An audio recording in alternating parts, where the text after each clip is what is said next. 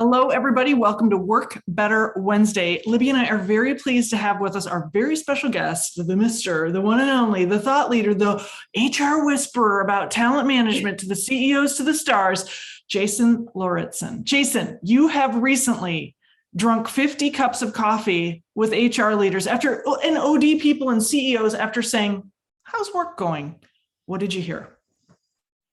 A lot. It was, I did this when I went into it. I went into it out of, this was purely fueled by aggravation on my part, because I thought the media narrative around what was happening at work, particularly on this whole return to office, remote work, is it working or not? And I was seeing all these headlines. This was, I don't know, 2 months ago, saying remote's over. That was fun, kids, but remote's over. We're all going back to the office because Jamie Dimon says we are. And that pissed me off. And so, because I'm like, I know it's more complicated. One, to talk to people. So I talked to people.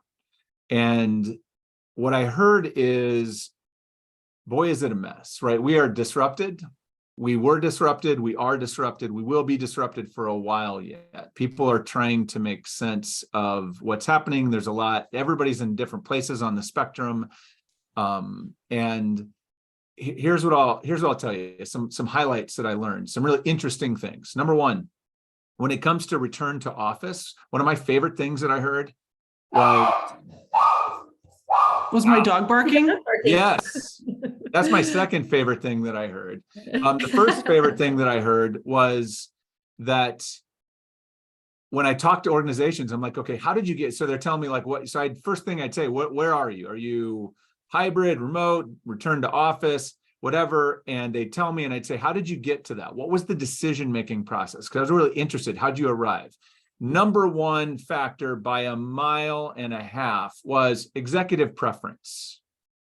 It's what the executives wanted, what they were comfortable with. It's what they, so that's what's driving this, so there's no grand design right now. There's no, at least I don't see it. I don't feel it like, well, that's what worked best for the work, or that wasn't what I heard. So overarchingly, that's what I heard. And the most popular common situation is hybrid, right? 3-2-2-1 or the 3-2-2-3, whatever it is. We hear all about this. So I'd say, okay, well, how did you get to that? Like, where did that come from?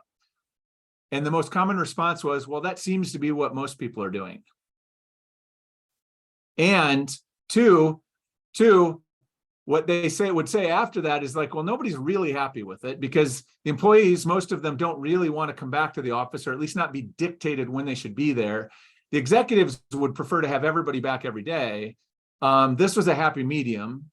And so the employees are just kind of like, well, I guess it's the best we're going to get. The executives are kind of like, well, I guess we got to give them something. Otherwise, things are going to fall apart. And so here's where we are. That's what's happening in a lot of places. Now, there's some people that are making it work. There's some people that aren't. But like, that's what I heard most commonly, if I was to the middle of the bell curve. Now, the other things that were interesting. So there were some themes that emerged in terms of what was making it work, what's the problem, and whatever. And I think number one of the biggest issues in this whole conversation is that when we're talking about where should we work, or how should we work, or what schedule should we be on, remote or hybrid or whatever, is that we're talking about, it's like we went back to the 1960s and we're talking about time, butts and seats and whatever. And so even organizations, one that blew my mind, I was talking to a leader, and she's like, they have employees now that are less happy. They're in like a hybrid 3-2 they're moving to, and their employees are less happy now than they were pre-pandemic, where they were full-time in the office, but like there was nobody checking where the hell you were, or you didn't have to ask for, there was flexibility. It was like, well, we're open. The office is open. We're going to do work. When you need to be here. If you need to go to your kids' thing, you go to your kids' thing. Nobody was checking on it. Now they feel like they're being micromanaged, and you have to be in the office 2 days a week or 3 days a week versus, and they're like, what are we doing? And so it's really interesting. So I think number one, biggest thing, people are missing the point here, is that this shouldn't be about time and butts and seats and where. It should be about flexibility. It should be about agency, autonomy, enabling work. So that's the ones that are getting it right are focused on what works best for the employees to get the work done and do it the best they can. And the ones that are getting it wrong are focused on when and where employees are at what time. right? The second thing is that this whole conversation, companies that are making it work because they trust their employees. And those that aren't, it's because they don't trust their employees. They worry about, well, what are my people doing when they're at home, when they're not here? How do I know if they're working? How do I know if they're getting work done? That's just pure distrust. That's all that is. And so if you trust your people and their potential and their desire to do a good job, then you don't have issues and you sort it out. So that's number two. Number three is connection is the big issue. People are trying, like, regardless of if they're in fully remote and they're really making it work, they still worry about how do we keep people feeling connected to each other, to the organization, to the business.